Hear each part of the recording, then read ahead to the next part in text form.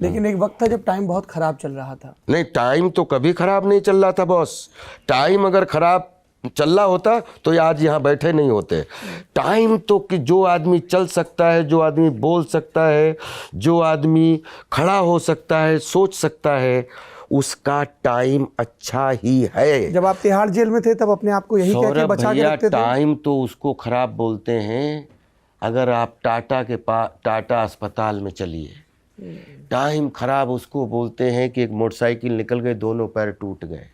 Time खराब उसको बोलते हैं कि यहाँ से शरीर उठ नहीं रहा है। टाइम खराब उसको बोलते हैं कि ये डायग्नोज हो गए, ऐसे हो गए। ये टाइम खराब है। जो आदमी बोल सकता है, चल सकता है, बैठ सकता है, उठ सकता है, उस आदमी का वो ब्लेस्ड है और उसका टाइम अच्छा ही है, चाहे वो जेल में हो, चाहे बेल में हो, चाहे कहीं इंटरवेल में हो। ठीक बात है। पर जब हम अता पता लापता की बात करते हैं तो ये प्रसंग आता है सामने, चेक बाउंस मामला बोलते हैं इसको। और एक चेक बाउंस का मामला और एक झूठा हलफनामा, ये दो मामले हैं जिनके चक्कर में आप कानूनी मुकदमेबाजी में पड़े और आपको तिहाड़ जेल में भी रहना पड़ा। क्या आपकी मनोदशा थी, वो मामला क्या था, कैसे आपने अपने आप को संभाल के रखा? देखिए, ये मामला अभी भी कोर्ट में लंबित है।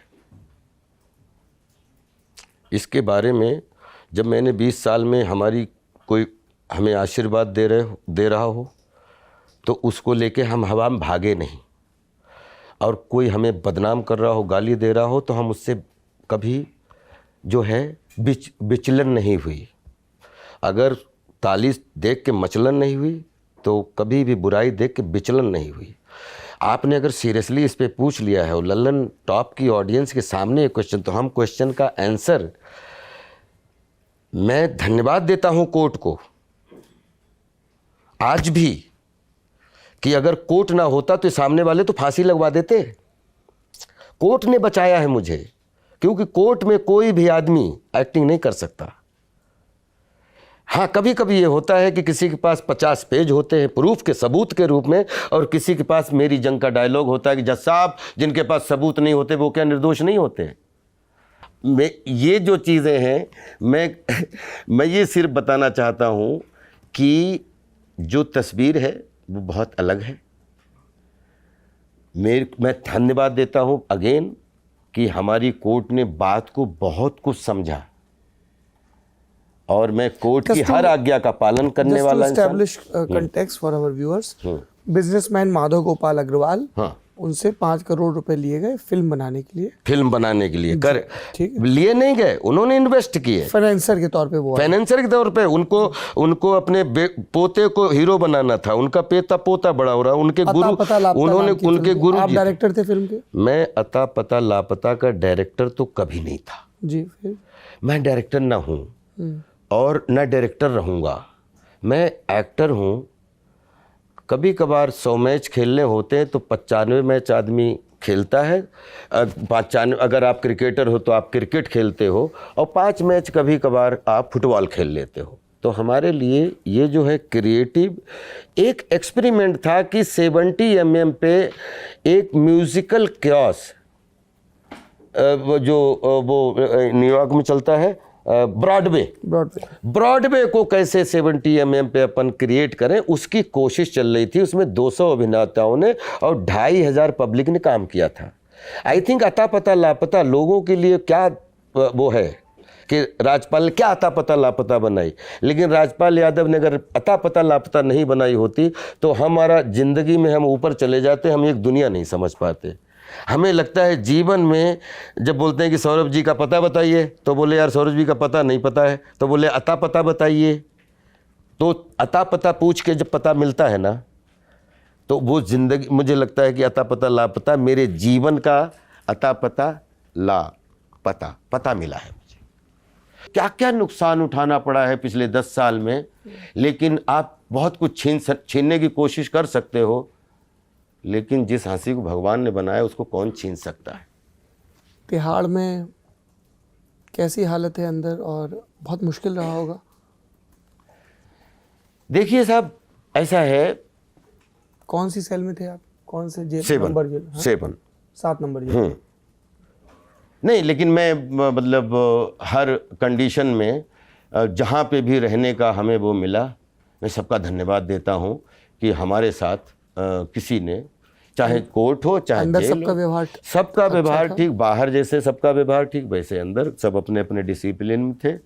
और हम जो है, हमें आती थी तो हम वहाँ वर्कशॉप करने लगे थे, हमें परमिशन मिल गई थी। क्या वर्कशॉप कर रहे थे? थिएटर वर्कशॉप करते थे, तिहाड़ के कैदियों के साथ? हाँ, सबके साथ जो मिल गए तो वहाँ पे करते थे।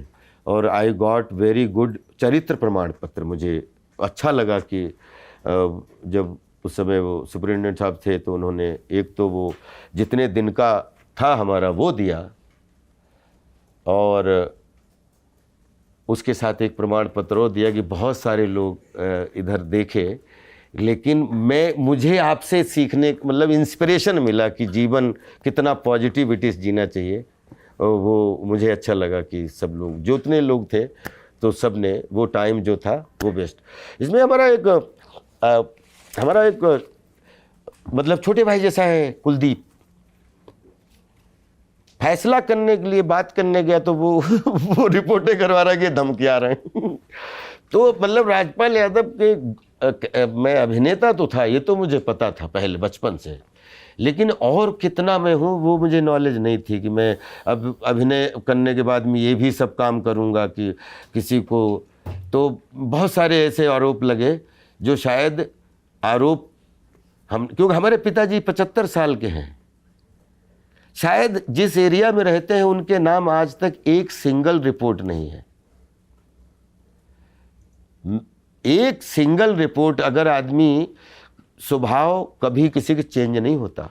अगर मैं, हाँ चोर तो हूं, मैं बचपन से लंबा चोर हूं, छलिया हूं, जिस महफिल में खड़ा हो जाता हूं लोगों के दिल चुराता हूं, और वो दिल चुराने की जो आदत है वो जीवन भर रहेगी।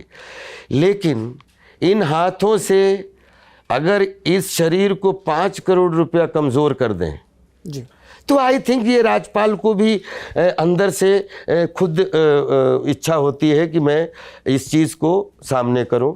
तो कोशिश करूंगा। अभी तक इस पे हम 13 एपिसोड लिखे रखे हैं। मैं आपको आज ये भी बात बता रहा हूं, लेकिन 13 एपिसोड पिछले 3 साल 4 साल से इसलिए नहीं बनाए थे कि ताकि ऑडियंस को ना लगे कि सिंपैथी मांग रहा है। जब भूल भुलैया अर्ध ये सब रिलीज हो गई, अभी मेरे भगवान की दुआ से हमारे पास 3 दर्जन प्रोजेक्ट हैं, जिसमें 1.5 दर्जन ऑलरेडी वेब सीरीज और वेब फिल्में और जो सिनेमा फिल्में वो साइंड हैं। तब भी अभी उसको वो नहीं बनाया है ताकि कोई ये ना बोले सिंपैथी मांग रहे हैं। लेकिन एक बार पब्लिक के सामने, जिस दिन हमें कोर्ट जिस चीज़ का आदेश करेगा, उसके बाद में पब्लिक के सामने कि एक्चुअल किस्सा क्या था ये, और अगर कोर्ट नहीं होता तो सच में इन लोगों ने चक्कर में डाल दिया था। Thank you court.